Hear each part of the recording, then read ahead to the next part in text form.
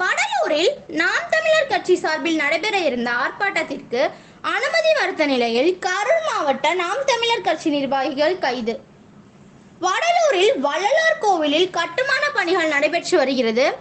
அதற்கு எதிர்ப்பு தெரிவித்து தெய்வ தமிழ் பேரவை மற்றும் நாம் தமிழர் கட்சி சார்பில் மாபெரும் கண்டன ஆர்ப்பாட்டம் நடைபெறும் என சீமான் அறிவித்திருந்தார். இந்நிலையில் பல்வேறு மாவட்டங்களில் இருந்து நாம் தமிழர் கட்சி நிர்வாகிகள் வடலூர் செல்ல இருப்பதாக தகவல் தெரிந்ததன் அடிப்படையில் முன்னெச்சரிக்கை நடவடிக்கையாக கரூர் மாவட்ட செயலாளர் நன்மாறன் அலுவலகத்தில் நிர்வாகிகள் உட்பட 10 பேரை போலீசார் கைது செய்தனர்.